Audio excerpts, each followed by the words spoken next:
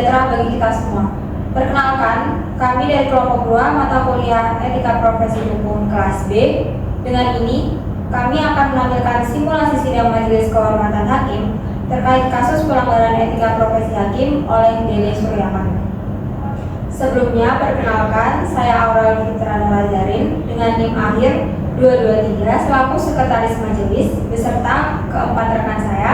Saya Citra Rahma Utami dengan 3 digit NIM terakhir 061 selaku Hakim Ketua. Saya Nabila Media dengan 3 digit NIM terakhir 026 sebagai Hakim Anggota 1. Saya Stefani Gabriela dengan 3 digit NIM terakhir 004 sebagai Hakim Anggota 2. Saya Zevanya Jihan Kalia Jasmine dengan 3 digit NIM akhir 234 sebagai Hakim Terlapor. Sebelum sidang ini dimulai, kami ingin menyampaikan bahwa karena keterbatasan informasi, simulasi sidang kali ini hanya berupa potongan bagian tahap pemeriksaan yang kemudian diprememori pada tahap putusan. Oleh karenanya, kami meminta maaf yang sebesar-besarnya apabila video penugasan ini masih jauh dari kata sempurna. Hakim Dede Suryaman yang bertugas di Pengadilan Negeri Jakarta Barat terlibat dalam skandal korupsi yang melibatkan penerimaan suap sebesar 300 juta terkait dengan perkara tindak pidana korupsi proyek jembatan Brawijaya di Kediri. Dede mengaku menerima uang tersebut dari seorang pengacara bernama Yuda yang mengklaim memiliki dokumen terkait pertemuan antara Hakim Ad hoc Kusdarwanto dan keluarga terdakwa. Selamat menyaksikan.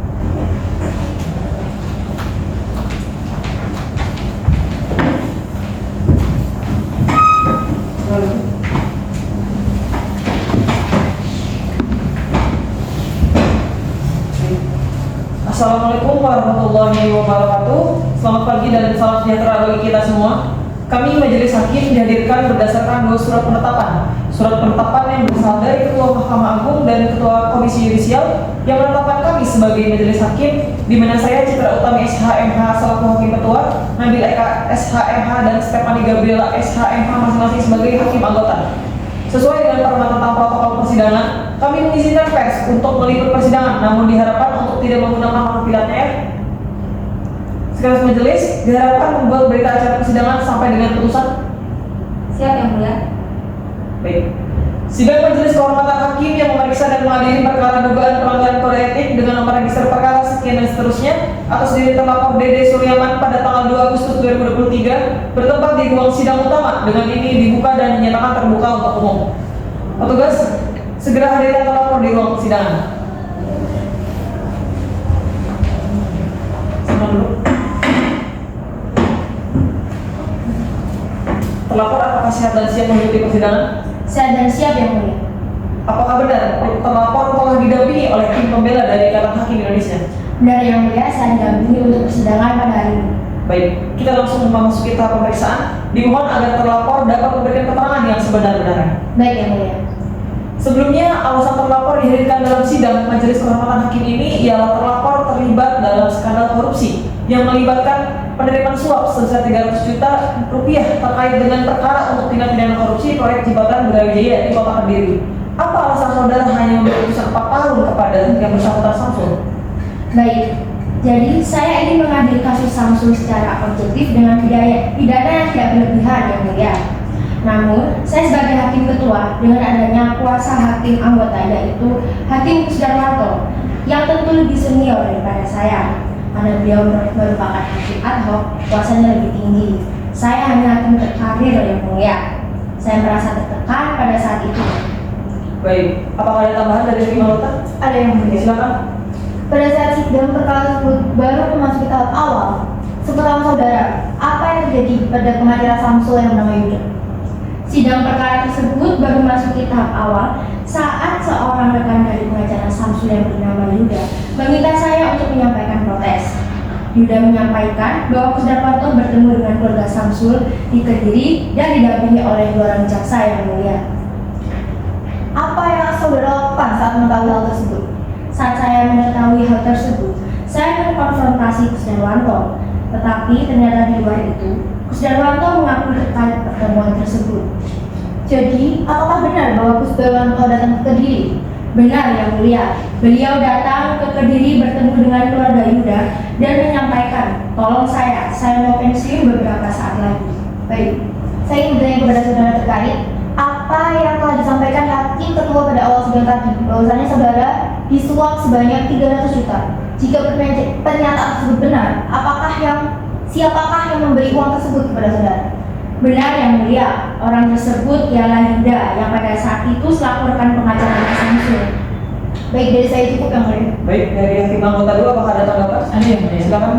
Saya ingin bertanya terkait uang suap yang sudah saudara terima. Selama ini saudara menggunakan untuk apa saja ya uang tersebut? Saya telah membagi uang-uang tersebut yang mulia. Saya membagi sebesar 100 juta kepada Kusdarwanto dan 100 juta lainnya kepada hakim anggota Emma Yuliana. Lalu uang sebesar 30 juta kepada Hamdan selaku panitera pengganti di Pengadilan Negeri Surabaya yang mulia. Lalu apa yang terjadi setelah saudara membagi uang tersebut? Setelah saya membagi uang tersebut, muncul pengaduan kepada Kusdarwanto. Saya takut, jadi saya inisiatif untuk meminta kembali uang-uang tersebut yang mulia. Kapan saudara membayar uang tersebut kepada Yuda?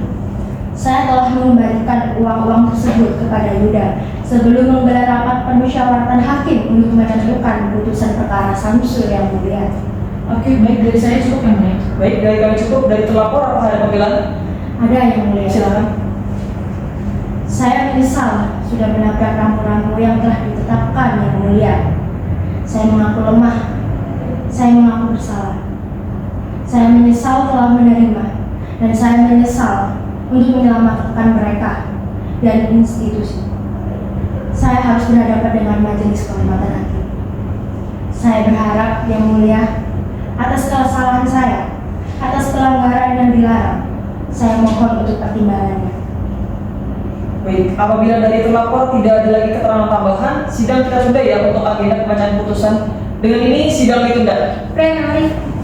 Sidang lanjutan Majelis Kehormatan Hakim yang memeriksa dan mengadili dugaan pelanggaran kode etik dengan nomor register perkara sekian dan seterusnya atas diri terlapor Dede Suryaman pada tanggal 9 Agustus 2023 bertempat di ruang sidang utama. Dengan ini dibuka dan dinyatakan terbuka untuk umum.